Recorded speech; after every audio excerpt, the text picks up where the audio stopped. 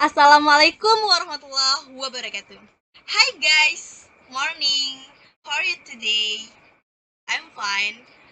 Let's me introduce myself. My name is Elisa Bella Kurnia. And here I want to presentasi about udara. What the meaning udara? Guys, you know udara? Okay, next. Udara. Udara is campuran gas yang terdapat pada lapisan yang mengelilingi bumi. Maksudnya apa? Jadi maksudnya itu udara tidak tampak di mata ya. Jadi udara itu tidak bisa kita lihat. Udara tidak berbau. Jadi udara itu tidak bisa kita cium aromanya ya. Dan tidak ada rasa. Udara itu nggak ada rasanya guys.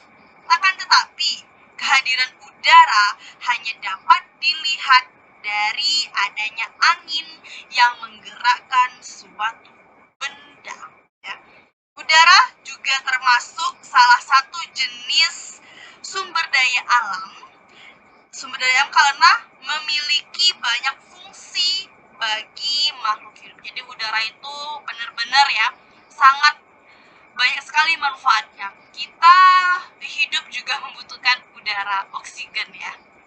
Nanti kita akan membahas yang pertama itu ada atmosfer dan lapisan-lapisannya, dan suhu, tekanan, dan kelembaban. Apa yang dimaksud dengan atmosfer dan lapisan-lapisannya, suhu, tekanan, dan kelembaban. Next. Oke, kita akan membahas yang pertama, atmosfer dan lapisannya. Jadi, atmosfer itu apa? What do you mean atmosfer, guys?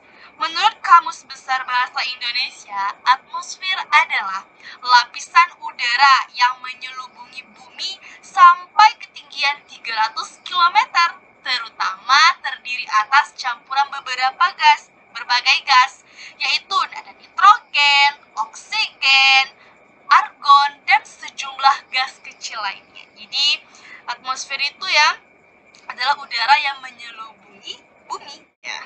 Lalu ada 5 lapisan atmosfer. Nah, apa aja 5 lapisan atmosfer tersebut? Ada yang namanya troposfer, ada stratosfer, mesosfer, termosfer, dan eksosfer. Nanti kita akan bahas apa aja 5 lapisan atmosfer tersebut. Next, oke, yang pertama lapisan troposfer. Kalian bisa lihat di situ ada gambar ya. Ada gambar lapisan troposfer. Jadi di situ ada lapisan troposfer. Jadi lapisan troposfer terletak pada ketinggian 0 sampai 12 km di atas permukaan bumi.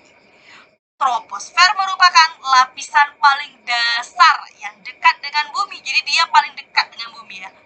Karena dia 0 di bawah, di atas permukaan bumi. Maka dari itu troposfer berfungsi menjaga kestabilan udara di bumi. Jadi fungsi troposfer ini apa tadi? Menjaga kestabilan udara di bumi. Next, ada yang kedua lapisan stratosfer. Nah, jadi kalian bisa lihat itu ada gambarnya. Stratosfer gini. Itu adalah lapisan yang bersuhu dingin. Jadi dia suhunya dingin dan hanya ditempati oleh ozon ya.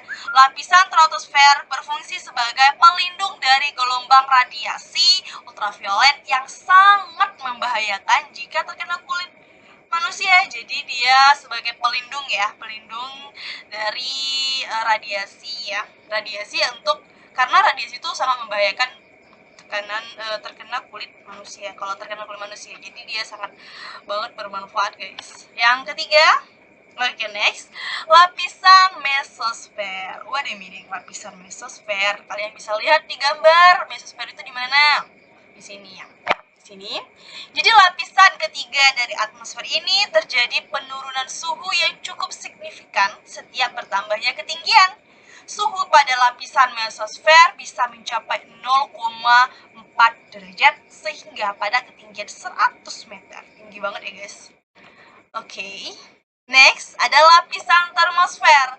Kalian bisa lihat lapisan termosfer tersebut di gambarnya ya. Jadi itu berbagai lapisan-lapisan di atas bumi ya.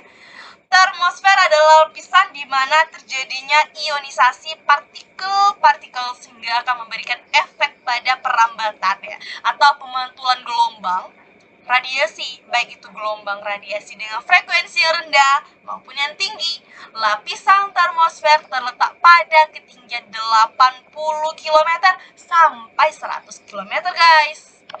Nah, terus ada lapisan eksosfer. Apa itu, ya kan? Nah, kalian bisa lihat gambarnya. Eksosfer adalah lapisan yang menyelimuti bumi dengan jarak di atas 800 km, guys, sampai dengan 3260. Cukup tinggi ya, guys. Pada lapisan ini terjadi berbagai interaksi antara gas yang ada di luar angkasa dengan gas yang ada di sekitar-sekitarnya, guys. Oke, baru kita masuk pembahasan tentang suhu. Suhu, kalau berbicara tentang suhu, semua orang pasti tahu ya suhu itu apa. Suhu atau temperatur adalah suatu besaran yang menunjukkan derajat panas dinginnya dari suatu benda. Adanya perbedaan tingkat pemanasan matahari di permukaan bumi menyebabkan suatu kawasan akan memiliki perbedaan suhu dengan kawasan lainnya. Sebagian panas yang sampai ke permukaan bumi diserap ya, dan sebagian lagi dipantulkan. Pantulan sinar matahari tersebut akan sangat memengaruhi suhu di kawasan tersebut. Itu definisi singkat tentang suhu. Oke, next ada tekanan. Tekanan itu apa? Tekanan ya, tertekan ya. Tekanannya namanya ditekan ya. Jadi tekanan udara. Kita berbicara tentang tekanan udara. What do you mean tekanan udara? Udara is suatu gaya yang timbul oleh adanya berat dari lapisan udara.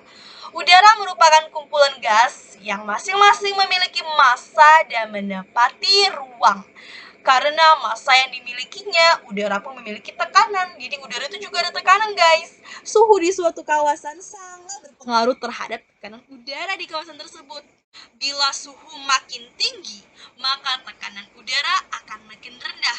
Ini disebabkan udara yang hangat bersifat renggang. Sebaliknya, guys, bila suhu makin rendah, maka tekanan udara akan makin tinggi karena udara yang dingin lebih padat daripada udara yang panas. Dan terakhir ada kelembaban ya, kelembaban udara. Kita berbicara tentang kelembaban udara adalah kandungan uap yang ada dalam udara. Pemanasan yang terjadi pada permukaan bumi menyebabkan air-air yang ada pada permukaan bumi tersebut ya, baik di daratan maupun di lautan menguap ya, dan termuat dalam udara. Nah, alat yang mengukur kelembaban tersebut namanya adalah hygrometer. Jadi kelembaban itu ya bisa terjadi di permukaan bumi, baik itu di darat maupun di lautan. Dia menguap ya dan termuat di dalam udara. Jadi kalau misalnya ditanya apa itu alat mengukur kelembaban, itu adalah hygrometer.